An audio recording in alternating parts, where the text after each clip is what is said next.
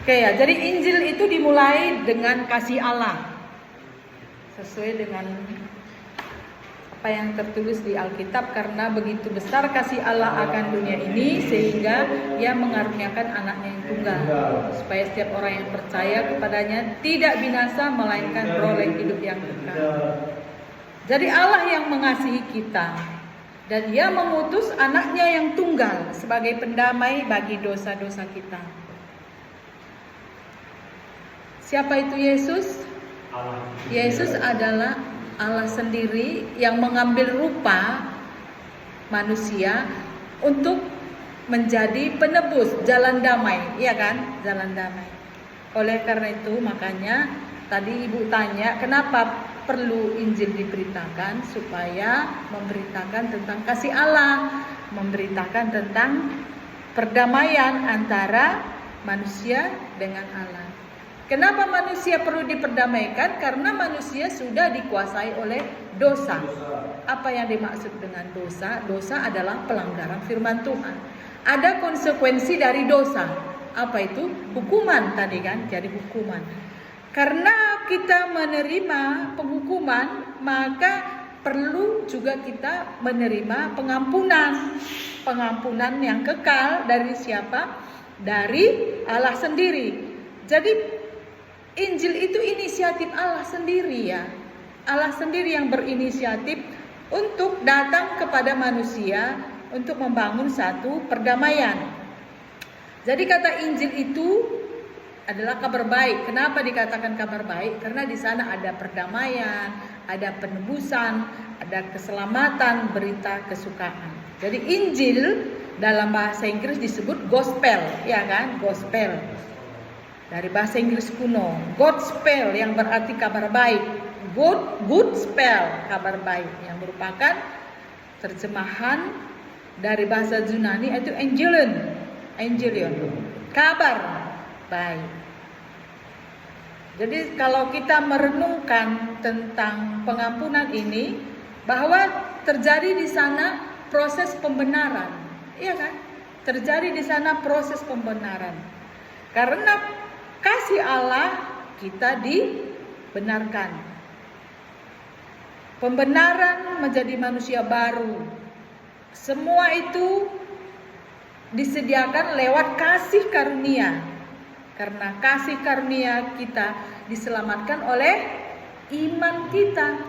Makanya perlu diberitakan Injil supaya orang memahami tentang pendamaian itu, tentang penebusan itu, tentang keselamatan itu melalui imannya. Ya kan? Apa yang dimaksud dengan iman? Iman adalah dasar untuk menyampaikan dia lebih berdasarkan. Iya. Diulang. Iman adalah tanpa dasar yang kita lihat tapi tidak dapat berdasarkan. Iya, itulah iman. Iman kepada Yesus, ya kan? Pernah melihat Yesus? Tidak pernah. Tapi kenapa percaya? Karena iman. Karena iman. Oleh kuasa Roh Kudus yang dalam hati kita mengakui bahwa Yesus itu adalah Tuhan. Tanpa Roh Kudus kita tidak akan dapat menerima Yesus sebagai Tuhan dan Juru Selamat kita. Jadi Roh Kudus yang ada dalam hati kita itu yang menolong kita. Memanggil Allah itu ya Aba, ya Bapa. Jadi berdiri dari atas fakta-fakta sejarah dan bukan dongeng. Jadi Injil itu sejarah, fakta sejarah, bukan dongeng. Ya, jangan mengira Injil itu adalah dongeng. Tidak, ada fakta sejarahnya kan. Kenapa Allah memilih bangsa Israel sebagai saksinya? Kenapa? Kenapa? Apa maksud Allah memilih bangsa Israel? Kenapa? Supaya melalui sejarah kehidupan bangsa Israel itu ada karya Allah bekerja. Kan begitu. Dari mana kita tahu Injil? Dari mana kita tahu Injil? Dari sejarah. Sejarah bangsa Israel. Jadi ada maksud Allah untuk memilih bangsa Israel supaya melalui sejarah suatu bangsa yang menjadi dipilih Allah itu, maka Allah menyatakan dirinya, Allah memperkenalkan dirinya, Allah menyatakan karyanya. Makanya perlu, tanpa pemilihan itu kita tidak akan mengenal Allah. Ya. Jadi Injil itu bukan dongeng, Injil itu adalah fakta sejarah yang bisa dibuktikan dengan sejarah. Ya, bisa dibuktikan dengan sejarah. Oleh karena itu, Yesus adalah inti kekristenan. Ada sejarah kan? Di mana Yesus lahir ada sejarahnya. Siapa orang tua Yesus? Siapa ibunya? Siapa bapaknya? Di mana dia lahir? Sampai usia berapa dia ada di dunia ini? Ada sejarahnya semua.